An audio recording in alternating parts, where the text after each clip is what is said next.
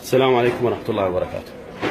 حقيقة جينا مع الأخ حسين فارس بعد إصابته بعمليات الخالدية، وصورنا بأنه الجريح والمقاتل المجاهد لما يجي يلقى له خدمة على أقل تقدير تليق به كمصاب. هذا مستشفى مدينة الطب، للأسف أي خدمة ماكو. الشباب من البارحة إصاباتهم حتى ملابسهم ما حد مبدلها. المكان ما أحكي لكم عنه، الريحة وكأنه بمعتقل. وهاي المعاناة اللي موجودة بمدينة الطب، هاي إحدى الردهات. ذول الشباب قدموا أرواحهم في سبيل أن يحمون البلد، لكن هناك يلقون بعض الشباب أو يلقون للأسف الخدمة السيئة اللي موجودة بمدينة الطب. وإحنا إعلاميين حربيين طبعا. علي رشيد أصيب أكثر من مرة، وأني أيضا أصبت. للأسف ما شاهدنا مثل هذا سوء التدبير، سوء المعاملة بالنسبة لمدينة الطب. مدينة الطب حالة يرفع لها. من دخلنا أنا والشباب ثقوا بالله اعتقدنا احنا بمعتقل.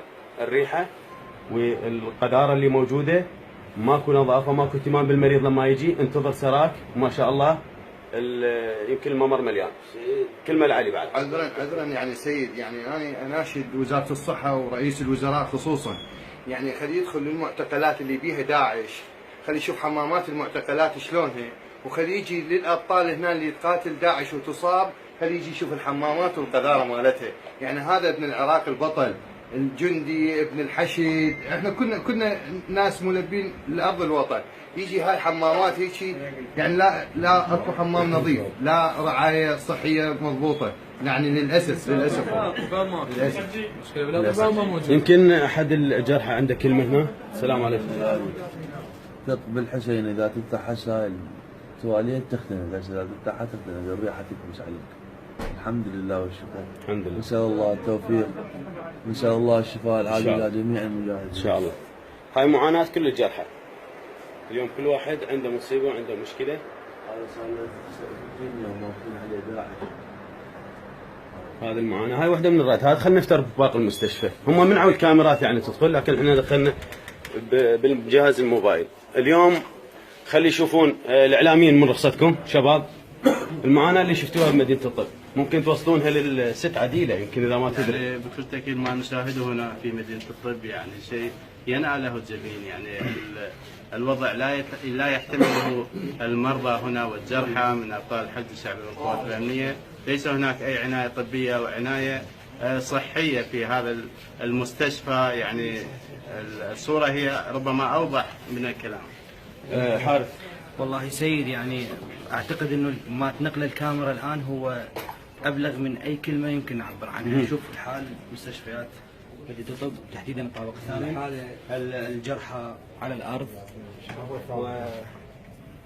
وكثير من المشاكل.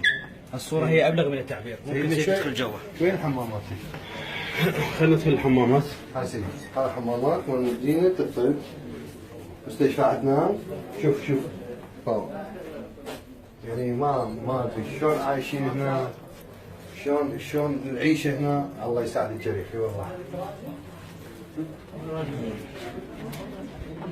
على الارض سيد مصطفى،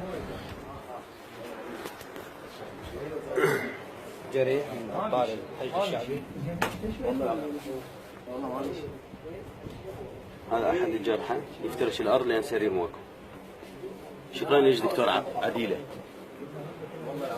ناخذ الكلمه من المصاب حسين فارس. حسين فارس، الخدمه شفناها ما شاء الله 5 نجوم مدينه الطب، شنو رايك فيها؟ الريحه، المكان، اسره ماكو الجرحى. والله بصراحه يعني الخدمات مو جدا، واكو ناس يعني باقي موجوده. المفروض يلتفتون للقضيه هذه، لانه اكو ناس هوايه حتى بالشارع، هسه حطينا بالقاع. فعلى الطب وعلى وزاره الصحه انه تهتم بهالموضوع هذا جدا، لأن اكو ناس على ابسط شيء ممكن يستنزف قواه كلها ويستشهد او يموت. هذول الشباب اللي قدموا ارواحهم من اجل الوطن. يستحقون هاي الخدمه. المصائب هي طبعا مطالبه لهيئه الحشد الشعبي بتخصيص مستشفى خاص لابطال الحشد الشعبي ويعني ابطال الاعلام الحربي. يعني يا ريت لو يسمعون صوتنا بهذا الخصوص. شوف الوزير انه هي مساعده وتقول احنا مساعدين الجنود والحشد، هذا شوف نايمين بالقاع. شوفي نايمين بالقاع. هاي مدينه الطب الطابق الثامن. المصاعد هذا طريق ثانيه طبعا. على كل حال هاي رساله توصل، وان شاء الله توصل بامانه. اعلاميين ل10 فضائيات على اقل تقدير متواجدين الان. هذه راح تكون قضيه راي عام، وراح تكون تصل لاسماء رئيس الوزراء والدكتوره عديله اللي مغلسه وما ادري تستلم المليارات، ومدينه الطب ما بها على اقل تقدير 1% من الخدمات المقدمه. طبعا حال مدينه الطب حاله يرثى المدينه، حاله المستشفى يرثى لها، وهي اشبه بحظيره للحيوانات، مع احترامنا لجميع المرضى الراقدين في هذا المستشفى.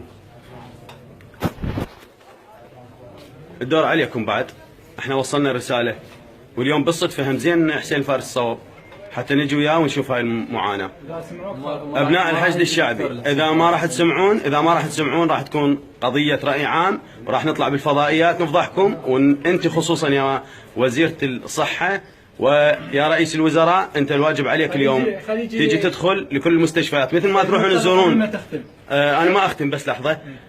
مثل ما تفضل زميلنا علي رشيد، داعش بالسجون الان مرفهين، تبريد، اكل زين، وابنائنا اللي يقاتلون داعش نايمين بالقاع ما عندهم اسره.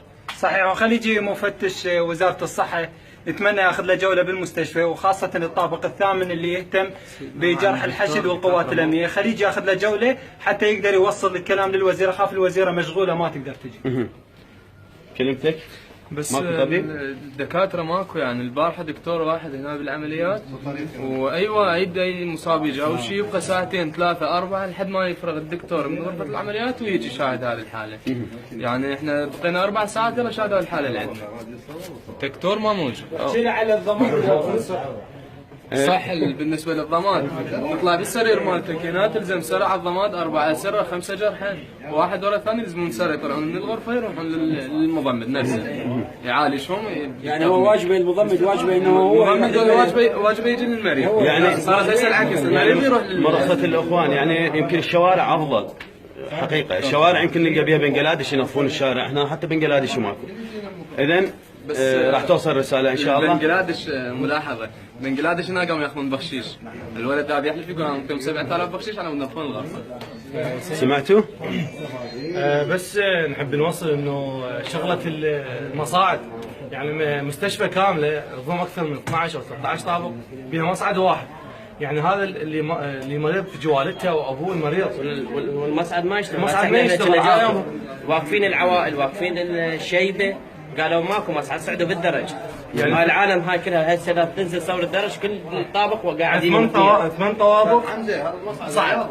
المصايب هواي. اختصر لك يا دكتوره عديله، اختصر لك الموضوع. تعاي برجليك احسن. خاف المفتش وزاره الصحه يعني ما جاي يوصل الصوره بامانه.